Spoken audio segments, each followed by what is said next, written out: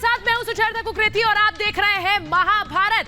आज तालिबान को क्या दौड़ाकर मारेगी दुनिया, ये हम इसलिए कह रहे हैं क्योंकि आज तालिबान को लेकर एक अहम बैठक, अफगानिस्तान को लेकर एक अहम बैठक G7 की होने वाली है। यानी दुनिया के 7 शक्तिशाली देश आज अफगानिस्तान में जो हालात हैं उन पर बड़ा फैसला ले सकते हैं और इसीलिए हम कह रहे हैं कि तालिबान पर बड़ा फैसला क्या दुनिया के 7 शक्तिशाली देश लेंगे, क्योंकि एक तरफ देशों की तरफ से G7 की तरफ से बड़ा फैसला हो सकता है, वहीं अपने देश में अफगान निवासी किस तरह तालिबान को खदेड़ने में लगे हुए हैं। पंजशीर की एक तस्वीर आज आपको दिखाऊंगी महाभारत।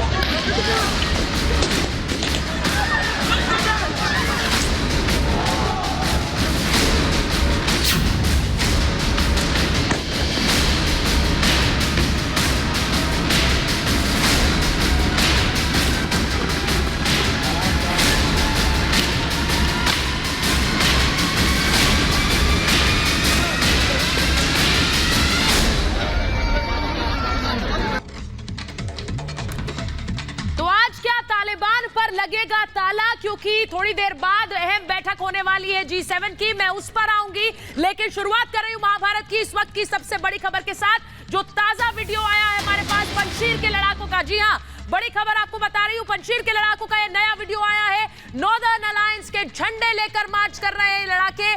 मार्च में बच्चे बुजुर्ग सब शामिल है। ये ताजा तस्वीर इस वक्त आपको दिखा रही हूं नॉर्दर्न अलायंस के लड़ाकों की।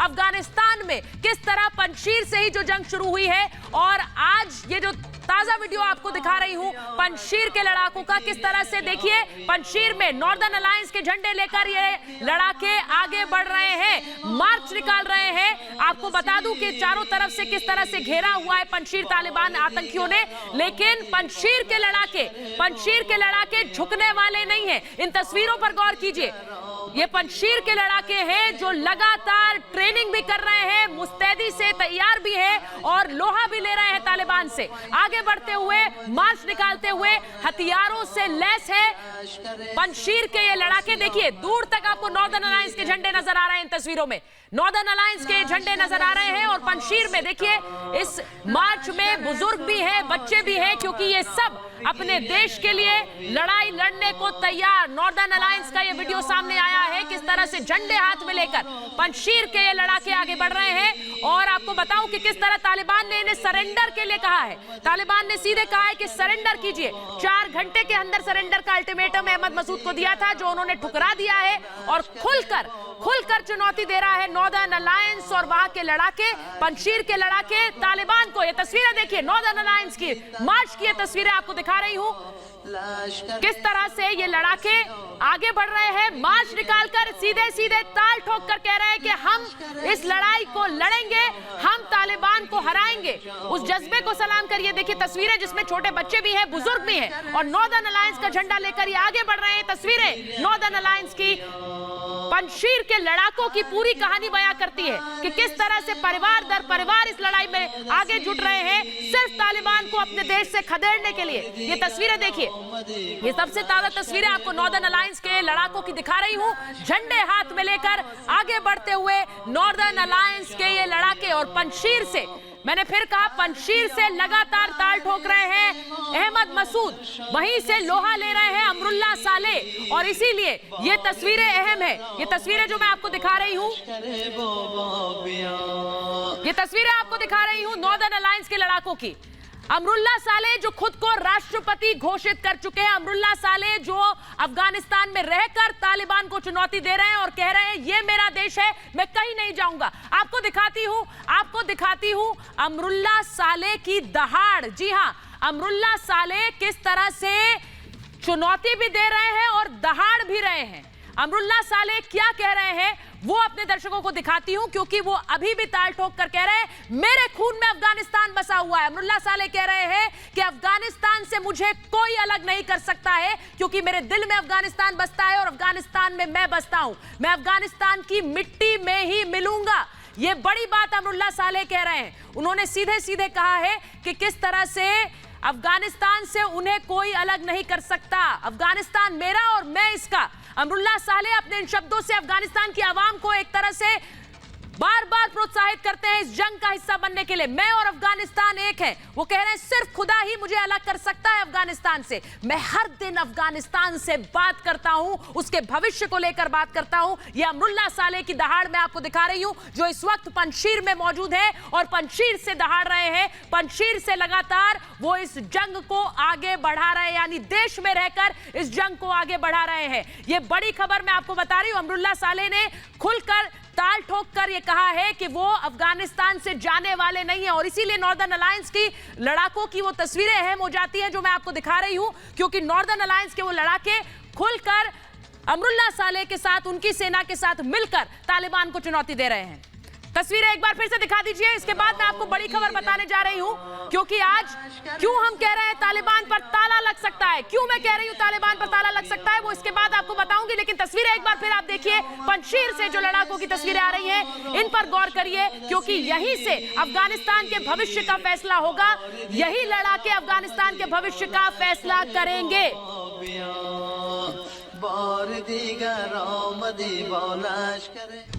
और ये तस्वीरें मैंने आपको दिखाई। इसी के साथ साथ मैं बड़ी खबर आपको बताती हूं, मैं क्यों कह रही हूं कि तालिबान पर आज ताला लग सकता है। अब से थोड़ी देर बाद, जी हां, तकरीबन 1.5 घंटे बाद G7 की बैठक होने वाली है। बड़ी खबर आपको बता रही हूं, 1.5 घंटे बाद G7 की बैठक, यानी कि दुनिया के 7 शक्तिशाली देशों की यह बैठक होने वाली है। ब्रिटेन ने इस बैठक को बुलाया है। अफगान मसले पर यह आपात बैठक है। जी हां, बड़ी खबर आपको बता रही हूं, अफगानिस्तान के मसले पर यह आपात बैठक। जो बाइडेन, अमेरिकी राष्ट्रपति भी इस बैठक में शामिल होंगे। जो बाइडेन इस बैठक में शामिल होंगे। जो बाइडेन जो कि पहले ही ऐलान कर चुके हैं कि उनकी सेना वापस आएगी, और किस तरह से उसी के बाद तालिबान ने अल्टीमेटम भी दिया है। बोरिस जॉनसन ने बैठक बुलाई है, ब्रिटेन ने बैठक बुलाई है, और इस बैठक में क्या तालिबान पर ताला लग सकता है, मैं क्यों कह रही हूं, उससे पहले मैं आपको बता देती हूं G7 में कौन कौन से देश है और आज तालिबान पर ताला कैसा लग सकता है। सबसे पहले मैं आपको दिखाती हूं Britain, America, France, Germany, Italy, Japan, Canada. ये है G7। जी हां, दुनिया के 7 शक्तिशाली देश। आपात बैठक बुलाई गई है। इसमें अफगानिस्तान के भविष्य पर फैसला हो सकता है, तालिबान के भविष्य पर फैसला हो सकता है। मैं आपको बताऊं इस बैठक के बाद क्या निर्णय हो सकता है, क्या फैसला लिया जा सकता है। अगर अगला ग्राफिक हम दिखाएंगे, इसके बाद क्या हो सकता है वो भी अपने दर्शकों को दिखाती हूं। जी, अगला ग्राफिक दिखाएं। तालिबान पर ताला कैसे लग सकता है, मैं क्यों कह रही हूं। तालिबान पर प्रतिबंध लगाए जा सकते हैं। जी हां, G7 देश प्रतिबंध लगाने का फैसला ले सकते हैं। ये कड़े आर्थिक प्रतिबंध हो सकते हैं, यानी कि किसी तरह का कोई व्यापार नहीं, सारे एसेट्स फ्रीज करने की बात, किसी भी तरह का व्यापार उनसे बंद होगा। ऐसे में अफगानिस्तान को कैसे चलाएगा तालिबान, क्योंकि तिजोरी पर ताला लग जाएगा, दुनिया से अलग थलग कर दिया जाएगा। जब सैंक्शंस लगते हैं, प्रतिबंध लगते हैं, किस तरह से दुनिया से अलग थलग हो जाएगा तालिबान। और अगर फंड्स नहीं होंगे, पैसा नहीं होगा, तो देश को कैसे चलाएगा तालिबान, इसे लेकर सबसे बड़ा सवाल है। हम कह रहे हैं तिजोरी पर ताला अगर लगेगा तो देश कैसे चलाएगा, और कैसे तब चीन की भूमिका अहम हो जाती है। क्या अफगानिस्तान चीन की गोदी में जाकर बैठ सकता है। मैं ये क्यों कह रही हूं वो बताती हूं आपको। अगर आर्थिक संकट में तालिबान फंसता है, तो आर्थिक संकट में फंसने के बाद किसका रुख करेगा। तालिबान पाकिस्तान और चीन का रुख कर सकता है, क्योंकि पाकिस्तान और चीन के राजदूत अभी भी मौजूद हैं, अभी भी उनका दूतावास मौजूद है अफगानिस्तान में, और वो लगातार समर्थन कर रहे हैं तालिबान का। चीन आर्थिक मदद दे सकता है। चीन ने इस पूरे संकट के लिए अमेरिका को जिम्मेदार ठहराया है, और यह कहा है चीन के विदेश मंत्रालय ने कि अमेरिका ने संकट खड़ा किया है, लेकिन तालिबान की मदद, अफगानिस्तान की मदद होनी चाहिए। बदले में चीन संसाधनों पर कब्जा कर सकता है। जी हां, चीन की जो नजर है वो संसाधनों पर है, और इसीलिए हम कह रहे हैं कि आर्थिक अगर सैंक्शंस लगते हैं, प्रतिबंध लगते हैं, तो ऐसे में चीन की भूमिका अहम हो जाती है। और इसीलिए G7 जो भी फैसला लेगा बहुत सोच समझ कर लेना होगा कि कहीं तालिबान चीन की गोद में ना जाकर बैठ जाए। ये बड़ी खबर मैं अपने दर्शकों को बता रही हूं। इसी के साथ बड़ी खबर एक और आ रही है, वो अपने दर्शकों को बताएं। नरेंद्र मोदी और रशिया के राष्ट्रपति पुतिन के बीच वार्ता में किस तरह से बयान सामने आया है। अफगान मसले को लेकर हुई है बातचीत, द्विपक्षीय चैनल बनाने पर बनी है सहमति। मैं आपको बता रही हूं, आज प्रधानमंत्री नरेंद्र मोदी और राष्ट्रपति पुतिन ने फोन पर बात की और उसके बाद किस तरह से द्विपक्षीय चैनल बनाने पर सहमति हुई है। आतंकी विचारधारा से लड़ेंगे ये दोनों देश, अफगानिस्तान से ड्रग सप्लाई भी रोकेंगे। ये बड़ी खबर आपको बता रही हूं, अफगानिस्तान से ड्रग सप्लाई रोकी जाएगी और ड्रग सप्लाई रोकने पर किस तरह से फैसला हुआ है। दोनों ही देश किस तरह से इस पर मिलकर काम करेंगे। ये बड़ी खबर मैं आपको बता रही हूं, ये बड़ी खबर आपको बता रही हूं कि किस तरह से दोनों देश मिलकर लड़ेंगे और ड्रग्स पर काम करेंगे। मैं आपको बताऊं कि आज हुआ क्या है। आज प्रधानमंत्री नरेंद्र मोदी ने राष्ट्रपति व्लादिमीर पुतिन से बात की है और ये बातचीत में क्या कुछ निकल कर आया मैं आपको वो भी बताती हूं।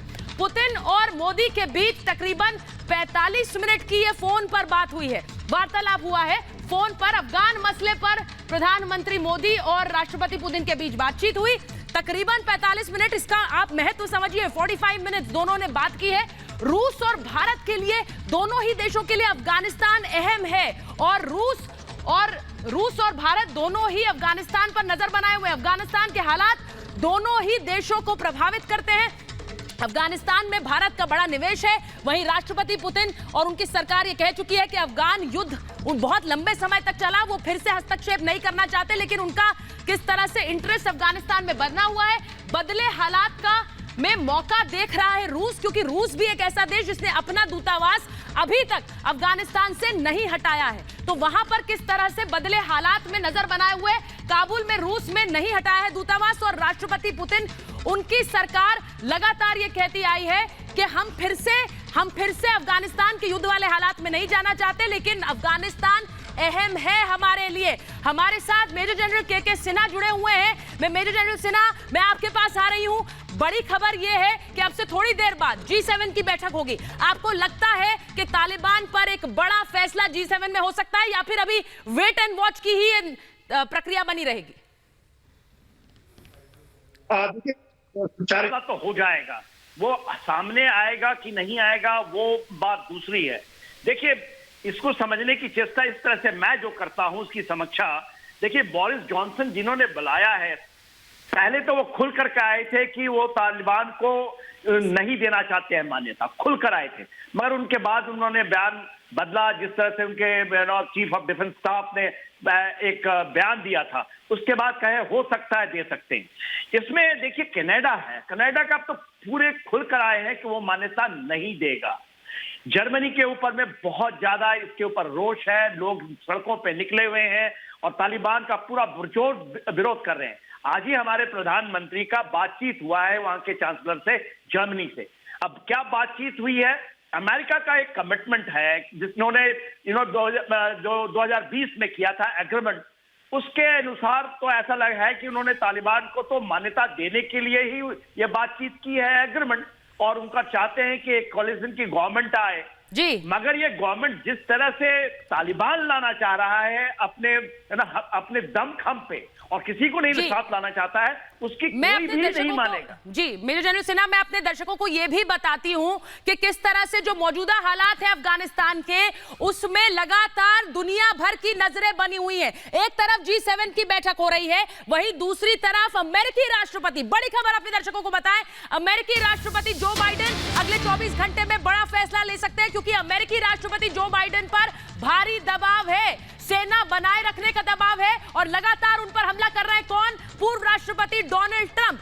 ये बड़ी खबर मैं आपको बता रही हूं, अगले 24 घंटे में वो फैसला ले सकते हैं। और किस तरह से अगले 24 घंटे में, क्योंकि 31 अगस्त की डेडलाइन दे दी गई है, तालिबान ने 31 अगस्त की डेडलाइन दी है, 31 अगस्त तक देश छोड़कर जाना है अमेरिका को, वरना गंभीर परिणाम भुगतने होंगे। ये बड़ी चुनौती दी है तालिबान ने और ऐसे में बड़ा फैसला ले सकते हैं जो बाइडेन, क्योंकि अगले 24 घंटे में बड़ा फैसला ले सकते हैं। मैंने आपको कल भी बताया था कि कैसे पिछले 2 हफ्ते में 3 बार प्रेस वार्ता कर चुके हैं जो बाइडेन और उन पर लगातार हमला डोनाल्ड ट्रंप कर रहे हैं। दुनिया भर की निगाहें इस वक्त जो बाइडेन पर है और जो बाइडेन किस तरह से लगातार हमला झेल रहे हैं, न सिर्फ दुनिया में देशों का बल्कि अपने ही घर में। डोनाल्ड ट्रंप और विपक्ष का। मैं आपको दिखाती हूं कि क्या कह रहे हैं। पूर्व राष्ट्रपति, अमेरिका के पूर्व राष्ट्रपति डोनाल्ड ट्रंप लगातार हमला कर रहे हैं जो बाइडेन पर। डोनाल्ड ट्रंप ने किस तरह से हमला बोला है वो आपको दिखाती हूं। डोनाल्ड ट्रंप जो बाइडेन पर हमला करते हुए सीधे सीधे कह रहे हैं कि बहुत बड़ी असफलता रही है जो बाइडेन की। डोनाल्ड ट्रंप कह रहे हैं कि तालिबान के सामने सरेंडर कर दिया है जो बाइडेन ने और अमेरिका ने। वो अपने लोगों को बता रहे हैं कि अमेरिका का सरेंडर है। वो ये कह रहे हैं ये फैसला इतिहास की सबसे बड़ी गलती है। जो कुछ अफगानिस्तान में हुआ ये इतिहास की सबसे बड़ी गलती है, यानी कि अमेरिका का वापस आना इस तरह से इस परिस्थिति में सबसे बड़ी गलती के लिए जो बाइडेन को माफी मांगनी चाहिए। ये कह रहे हैं अमेरिकी राष्ट्रपति को माफी मांगनी चाहिए। और अलग बात यह है कि बहुत से लोग उनसे सहमत भी हैं। अपने ही देश में अमेरिकियों को मौत के मुंह में छोड़ दिया, कह रहे हैं डोनाल्ड ट्रंप। आपने अमेरिकन को छोड़ दिया मौत के मुंह में और आपने सबसे बड़ा अंतरराष्ट्रीय क्राइसिस अफगानिस्तान में खड़ा कर दिया। अफगान नर्क बन गया, अफगानिस्तान नर्क बन गया है और छुट्टी पर है बाइडेन। यह बयान आया है डोनाल्ड ट्रंप का। डोनाल्ड ट्रंप ये बयान दे रहे हैं और इसीलिए सीधे सीधे कह रहे हैं कि आप माफी मांगे, यानी कि अमेरिकी राष्ट्रपति डोनाल्ड ट्रंप का ये बयान कि जो बाइडेन को माफी मांगनी चाहिए। बहुत सी अंतर्राष्ट्रीय प्रतिक्रियाएं लगातार आ रही हैं अफगानिस्तान पर। इस बीच एक तरफ जहां हम G7 बैठक का इंतजार कर रहे हैं, दूसरी तरफ अमेरिकी राष्ट्रपति फैसला ले सकते हैं। वहीं पाकिस्तान से जो खबर आ रही है वो अपने दर्शकों को बताती हूं। बड़ी खबर दिखाएं, बड़ी खबर हमारे दर्शकों को दिखाएं।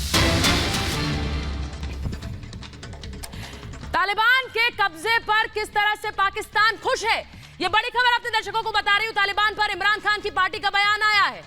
बड़ी खबर, इमरान खान की पार्टी का बयान आया है। पाकिस्तान को कश्मीर दिलाएगा तालिबान। जी हां, यह बड़ी खबर आ रही है कि किस तरह से पाकिस्तान की पार्टी, पाकिस्तान में इमरान खान की पार्टी पीटीआई के प्रवक्ता खुलकर कह रही है कि तालिबान राज आया है और तालिबान हमें कश्मीर दिलाएगा। ब्रेकिंग फिर से दिखाएं, बड़ी खबर फिर से दिखाएं किस तरह से तालिबान के समर्थन में पाकिस्तान बोल रहा है। पाकिस्तान ब्रेकिंग फिर से दिखाइए। इमरान खान की पार्टी के प्रवक्ता कह रही हैं कि तालिबान के कब्जे से वो खुश है और तालिबान किस तरह उन्हें दिलाएगा कश्मीर। ये बड़ी खबर मैं आपको बता रही हूं क्योंकि पाकिस्तान का कोई औपचारिक बयान नहीं आ रहा है, लेकिन अंदर खाने किस तरह पाकिस्तान लगातार तालिबान के सपोर्ट में है वो भी तस्वीरें आपको दिखा रही हूं। ये बड़ी खबर अपने दर्शकों को बताऊं कि किस तरह से तालिबान के समर्थन में पाकिस्तान की पार्टी, पाकिस्तान में इमरान खान की पार्टी, पाकिस्तान में किस तरह से एक कार्यक्रम में खुलकर इमरान खान की पार्टी की प्रवक्ता बोलती हैं कि ये तालिबान आया है, तालिबान का स्वागत है और तालिबान हमें कश्मीर दिलाएगा। यानी इमरान खान की पार्टी की प्रवक्ता इमरान खान का स्टैंड दुनिया के सामने रख रही हैं। सुनिए। ग्रीन पासपोर्ट की इज्जत शुरू हो गई है। पाकिस्तान में इन्वेस्टर्स आ रहे हैं, ओवरसीज रिमिटेंसेस आ रही हैं, रेवेन्यू इतना जनरेट हो रहा है। पूरी दुनिया में पाकिस्तान का टॉप पे नाम है। टर्किश गवर्नमेंट देख लें, मलेशियन गवर्नमेंट देख लें, अफगानिस्तान माशाल्लाह से देख लें। वो तालिबान हमें कहते हैं हम आपके साथ हैं और इंशाल्लाह वो आके हमारे साथ कश्मीर फतह करके देंगे। तो ये कहाँ से करेंगे जी? हम पूरी दुनिया में मेरे आपस की बात है। मुझे इस मौजूद पे तो बात ही नहीं करनी थी क्योंकि मेरा फेसबुक पेज पिछले एक हफ्ते से बंद है तालिबान के हवाले से कोई बात करने पे। लेकिन चलिए अब मैं इस पे बात कर लेता हूँ। ये कहाँ से आपने सुना है? ये किसने आपको, कोई व्हाट्सएप आया होगा कि तालिबान आपके साथ मिलकर के कश्मीर आजाद कराएंगे? वाकई ऐसा कोई ख्वाब देखती हैं आप? किसने दिखाया है? तो ये पाकिस्तान के चैनल पर देखिए किस तरह से पाकिस्तान में इमरान खान की पार्टी की प्रवक्ता कह रहे हैं, खुलकर कह रही है कि तालिबान आया है और हमें कश्मीर दिलाएगा। यानी जो सारे मंसूबे तालिबान को लेकर है वो सीधे सीधे कश्मीर को लेकर और हिंदुस्तान का अहित लेकर ही है। मैं एक बार फिर से आपको सुनवा देती हूँ कि क्या कहा इस टॉक शो में, जिससे आपको मंशा साफ हो जाए इमरान खान की, उनकी पार्टी की और पाकिस्तान की सरकार की। एक बार फिर सुनवा दीजिए। ग्रीन पासपोर्ट की इज्जत शुरू हो गई है। पाकिस्तान में इन्वेस्टर्स आ रहे हैं, ओवरसीज रिमिटेंसेस आ रही हैं, रेवेन्यू इतना जनरेट हो रहा है। पूरी दुनिया में पाकिस्तान का टॉप पे नाम है। टर्किश गवर्नमेंट देख लें, मलेशियन गवर्नमेंट देख लें, अफगानिस्तान माशाल्लाह से देख लें, वो तालिबान हमें कहते हैं हम आपके साथ हैं और इंशाल्लाह वो आके हमारे साथ कश्मीर फतह करके देंगे। तो ये कहाँ से कह रहे हैं कि जी हम पूरी दुनिया में, मेरे ख्याल आपस की बात है, मुझे इस मौजू पे तो बात ही नहीं करनी थी क्योंकि मेरा फेसबुक पेज पिछले एक हफ्ते से बंद है तालिबान के हवाले से कोई बात करने पे। लेकिन चलिए अब मैं इस पे बात कर लेता हूँ। ये कहाँ से आपने सुना है? ये किसने आपको, कोई व्हाट्सएप आया होगा कि तालिबान आपके साथ मिलकर के कश्मीर आजाद कराएंगे? वाकई ऐसा कोई ख्वाब देखती हैं आप? किसने दिखाया है? तो यही ख्वाब देख रहे हैं इमरान खान और उनकी पाकिस्तान में सरकार के किस तरह तालिबान आने से भारत का हित हो, कश्मीर को टेक ओवर करने के लिए तालिबान की मदद का ख्वाब देख रहे हैं पाकिस्तान में नेता। आपने सुना कि किस तरह इमरान खान की नेता कह रही हैं। वहीं दूसरी तरफ इस ख्वाब पर किस तरह से बट्टा लगा रहे हैं अफगानिस्तान के ही लोग, क्योंकि वो तालिबान को खदेड़ने में लगे हुए हैं। मैं बड़ी खबर अपने दर्शकों को दिखा रही हूं, बड़ी खबर अपने दर्शकों को दिखाएं। पंजशीर में किस तरह से भीषण युद्ध जारी है। जी हां, मसूद की सेना और तालिबानियों में यह युद्ध जारी है। यह बड़ी खबर अपने दर्शकों को बता रही हूं कि किस तरह से 3 दिन बाद भी आगे नहीं बढ़ पाए हैं तालिबानी। जी हां, लगातार पंजशीर को घेर कर लेकिन अंदर नहीं घुस पा रहे हैं। 3 दिन बाद भी आगे नहीं बढ़ पाए हैं तालिबानी। यह बड़ी खबर अपने दर्शकों को बता रही हूं। मसूद की सेना किस तरह से खुलकर सामना कर रही है और चुनौती दे रही है। ये तस्वीरें आप देखिए, पंजशीर की सीमा पर इस वक्त भीषण युद्ध चल रहा है। किस तरह पंजशीर को घेर लिया है, पूरे पंजशीर को घेर लिया है और वहां अंदर घुसने की कोशिश कर रही है, तालिबान। लेकिन किस तरह उस पर अंकुश लगाया हुआ है, ये तस्वीरें आपको मैं दिखा रही हूं, किस तरह उस पर अंकुश लगाया है मसूद के लड़ाकों ने। अहमद मसूद आपको इन तस्वीरों में नजर आ रहे हैं, ये तस्वीरें देखिए। अहमद मसूद जो आपको इन तस्वीरों में नजर आ रहे हैं, वो खुद नेतृत्व कर रहे हैं अपने लड़ाकों का, अपनी सेना का, और इस सेना का हौसला बढ़ा रहे हैं।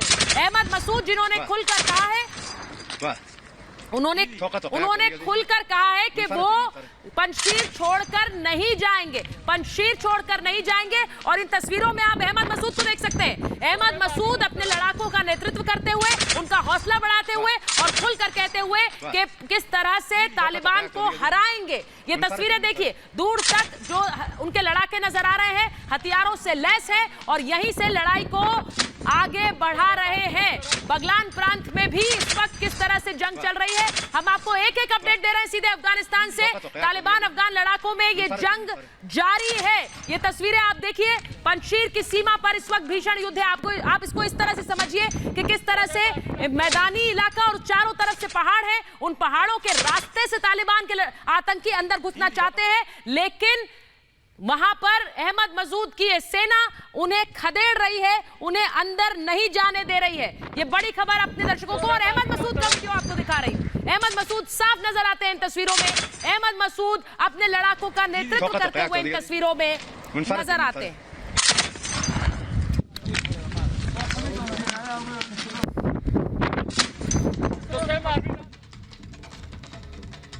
और ये तस्वीरें आपको पंजशीर की मैंने दिखाई, लेकिन जो सबसे बड़ा एक तरह से गृह युद्ध की तस्वीरें नजर आती हैं, वो काबुल एयरपोर्ट पर नजर आती है। क्योंकि काबुल एयरपोर्ट पर इस वक्त भी, सोचिए, इस वक्त भी लोगों की जद्दोजहद जारी है। इस बीच एयरपोर्ट के पास देखिए, एयरपोर्ट के पास की ये तस्वीरें मैं आपको दिखा रही हूं। इस वक्त अफगानी वहां पर शरण लिए हुए हैं। अपने ही देश में शरणार्थी होना कैसा होता है, वो इन तस्वीरों के जरिए समझिए।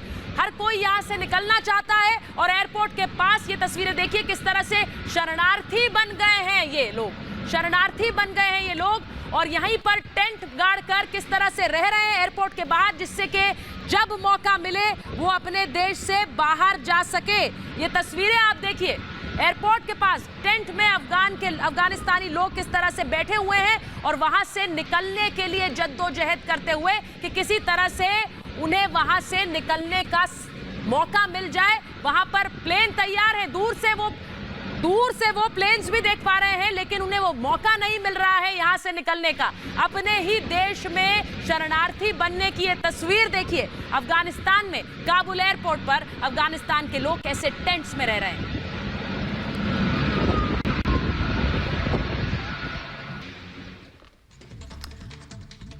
और ये तस्वीरें जो कि काबुल एयरपोर्ट से आ रही थी, इसके बाद मैं आपको वो तस्वीरें दिखाती हूं जो कैसे बताएंगी कि आज तालिबान पर एक अहम फैसला होगा। बड़ी खबर मैं आपको फिर से बता रही हूं, बस कुछ ही देर बाद, जी हां, बस कुछ ही देर बाद, तकरीबन 1 घंटे बाद G7 की बैठक है अफगानिस्तान पर। बड़ी खबर आपको बता रही हूं, बस 1 घंटे बाद G7 की बैठक होने वाली है जिसमें अफगानिस्तान पर अहम फैसला होगा। 1 घंटे बाद G7 की यह बैठक होगी। अफगानिस्तान मसले पर यह आपात बैठक बुलाई गई है और इसको लेकर, अफगानिस्तान के भविष्य को लेकर कोई बड़ा फैसला हो सकता है। मैं बड़ी खबर अपने दर्शकों को बता रही हूं कि किस तरह से अफगानिस्तान को लेकर बड़ा फैसला इस बैठक में हो सकता है।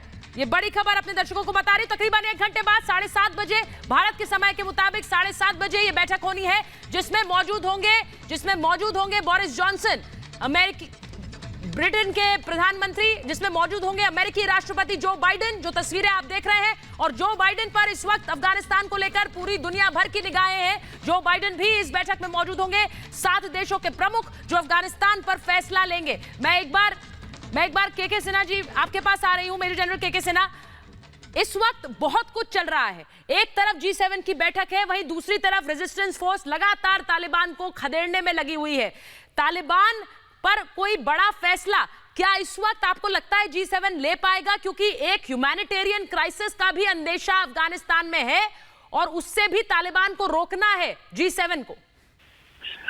सुचारिता, एक चीज तो साफ है, मेरे ख्याल से एक फैसला तो होगा। जो डेडलाइन है 31 का, वो तो किसी हालत में नहीं मीट हो सकता है, उसको एक्सटेंड करना पड़ेगा।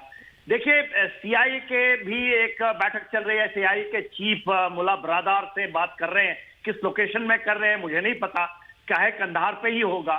तो वो क्या बातचीत कर रहे हैं, वो एक और डेवलपमेंट है। OIC की कल बैठक हुई थी संडे के दिन, उन्होंने भी कोई फैसला नहीं लिया है, वेट एंड वॉच की पॉलिसी है। मगर आज बहुत बड़ा फैसला इसलिए होने वाला है कि वो बताएं ना बताएं, एक बात खुलकर आएगी। G7 में भी 2 भाग हैं। एक भाग तो पूरा का पूरा नहीं मानता है कि तालिबान आना चाहिए। दूसरा है अमेरिका का कमिटमेंट। अमेरिका ने वो जो गलती की थी, आज मैं सुन रहा था, देखिए जो बाइडेन की, आप आज जो बाइडेन को आप प्रेसिडेंट आज हैं, इसके पहले डोनाल्ड ट्रंप साहब ने शुरू किया था 2018 में, जब उन्होंने मुल्ला ब्रादर को छोड़ दिया और बातचीत करने लगे, उनको पॉलिटिकल फेस दे दी। वो सबसे बड़ी भूल उस समय हुई जी। और पाकिस्तान का आपका वीडियो चला गया है, कुछ तकनीकी दिक्कत है, उनका फ्रेम ले आइए वापस। मैं वापस आ रही हूं मेजर जनरल सिन्हा आपके पास, लेकिन तस्वीरें,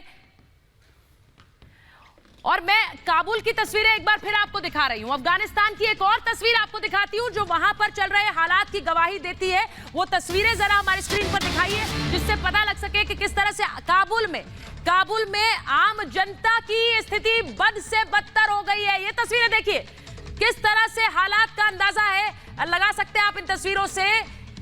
अपने घर का सामान लोग बेच रहे हैं, सड़कों पर सामान लेकर आ गए हैं और सामान को बेच रहे हैं ताकि वो किस तरह गुजारा कर सके। ये तस्वीरें देखिए, ये अफगानिस्तान से तस्वीरें आ रही हैं जहां पर लोग अपना घर का सामान सड़कों पर ले आए हैं, कुछ इस वजह से कि सब बेच कर वो यहां से निकल सके, अगर निकलने की कोई रास्ता हो। दूसरी तरफ किस तरह से इस सामान को बेचकर अपने रोजमर्रा की जरूरतें पूरी कर सके।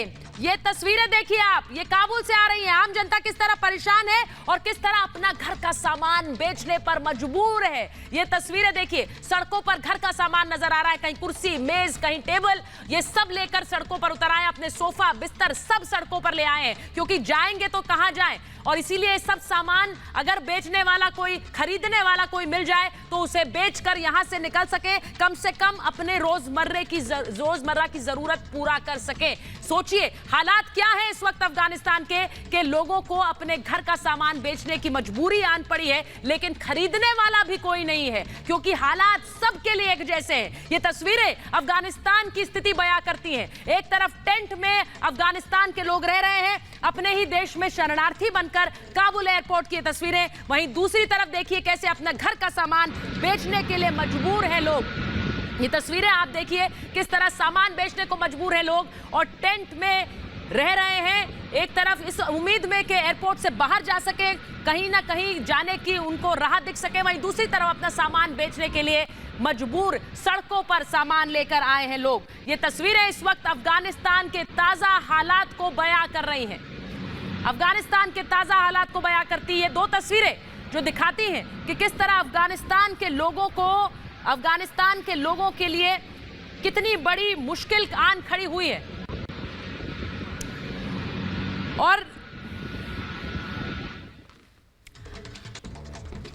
एक और बड़ी खबर मैं अपने दर्शकों को बता रही हूं। पंजशीर से लगातार तस्वीरें आ रही हैं, लगातार वीडियोस आ रहे हैं। पंजशीर और तालिबान के लड़ाकों के बीच किस तरह से जंग जारी है पंजशीर के लड़ाकों और तालिबान के बीच, उसकी भी तस्वीरें आपको मैं दिखाती हूं। ये गजनी प्रांत है और यहां का गेट किस तरह से तबाह कर दिया, यानी कि बड़ी बड़ी इमारतें भी किस तरह से उनको तबाह कर रहा है तालिबान।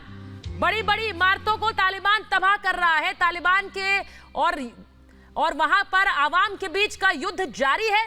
गजनी प्रांत, वहां पर जो गजनी प्रांत का मेन गेट है उसे तबाह कर दिया है। यह गेट किस तरह से यहां की सभ्यता की शान माना जाता था, लेकिन ये देखिए तस्वीरें किस तरह से ढाया गया है इस गेट को।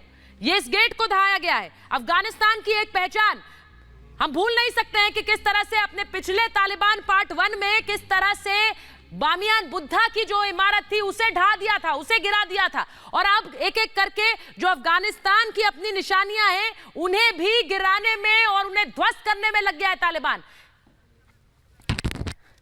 ये गजनी प्रांत की तस्वीरें मैं आपको दिखा रही हूं। गजनी प्रांत का जो गेट है, जो मेन गेट है जहां से प्रांत में अंदर लोग दाखिल होते हैं, उसे तबाह कर दिया तालिबान ने, उसे गिरा दिया है। क्योंकि जो भी सांस्कृतिक सभ्यता के प्रतीक चिन्ह है उन्हें गिराने और तोड़ने में लग गया है, ध्वस्त करने में लग गया है तालिबान। और यही तस्वीरें इस वक्त आ रही है। गजनी प्रांत में किस तरह से मेन गेट को ढाया है, यानी इमारतों को, कोई भी प्रतीक चिन्ह अफगानिस्तान में किस तरह से ढहाने में लग गए हैं वहां पर तालिबान, उसकी तस्वीर देखिए। गजनी प्रांत में मेन गेट को ध्वस्त किया, देखिए किस तरह से भरभरा कर गिर गया है ये मेन गेट और इसे बाकायदा तोड़ा गया है, इसे ध्वस्त किया गया है क्योंकि ये यहाँ की सभ्यता का प्रतीक है और ऐसे किसी भी प्रतीक चिन्ह को तालिबान वहां पर रहने नहीं देगा, इसीलिए इसे ध्वस्त किया गया है। ये तस्वीरें आप देखिए, पंजशीर के लड़ाकों और तालिबान के बीच एक तरफ युद्ध जारी है, वहीं दूसरी तरफ तालिबान किस तरह से संदेश दे रहा है कि अब उसकी हुकूमत है, उसका राज है।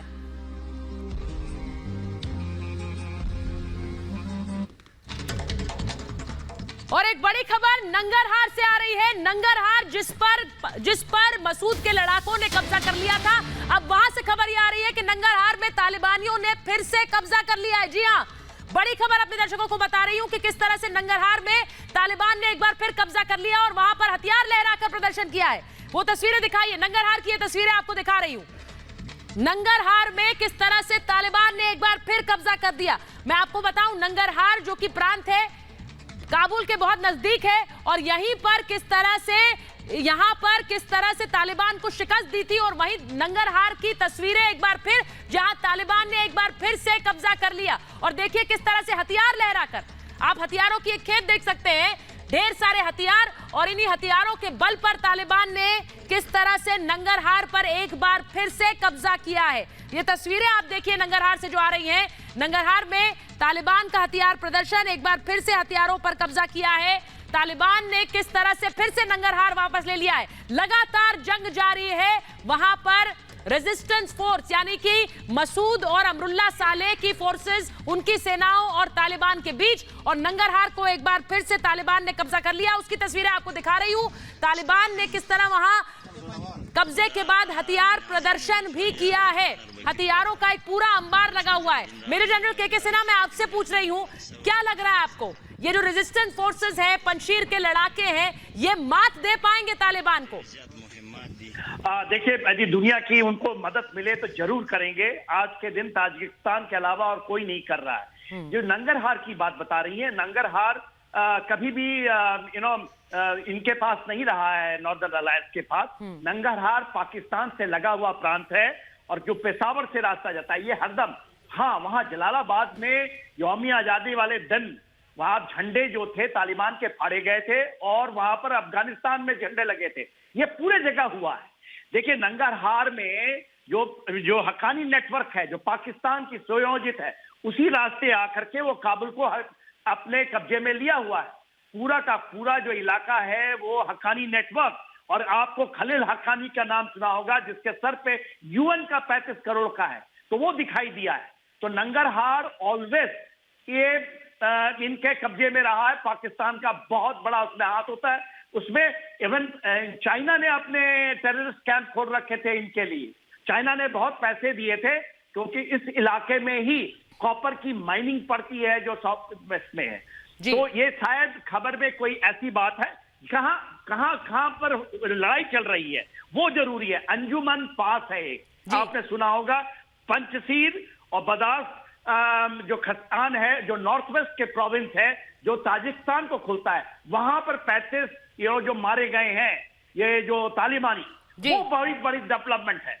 इसके पहले जब आपका हुआ था जो सबसे बगलान में जो 300 मारे गए थे अंतराब के अंदर में, जिसके अंदर में उन्होंने कुछ बच्चों को पकड़ रखा है, कुछ महिलाओं को बंदी बना लिया है, वो डेवलपमेंट है। तो देखिए नंगरहार का शायद कोई इंफॉर्मेशन मिस इन्फॉर्मेशन कर रहा है कि हमने उसको कब्जा कर लिया, वो कब्जा नहीं हो सकता। मेरे जानने से ना ये दोनों तरफ से आ रहे हैं, दावे दोनों तरफ से आ रहे हैं, क्योंकि लगातार ये बात कही जा रही है कि ये युद्ध जारी है और तालिबान भी किस तरह से अपनी पूरी तरह से दिखाना चाह रहा है कि वो शिकस्त नहीं खा रहा है और वो किस तरह से पंजशीर को भी हराएगा ये भी दिखाना चाह रहा है। और इसीलिए अलग अलग प्रांतों में, जैसा अमरुल्लाह सालेह ने ट्वीट करके कहा कि किस तरह से जो सप्लाई लाइंस हैं, चाहे वो खाना हो, ईंधन हो, उसे रोकने की कोशिश कर रहा है। बच्चों को, बुजुर्गों को किस तरह ढाल बना रहा है, लोगों के घरों में घुस घुस कर किस तरह से उन्हें ह्यूमन शील्ड बना रहा है और फिर आगे बढ़ रहा है,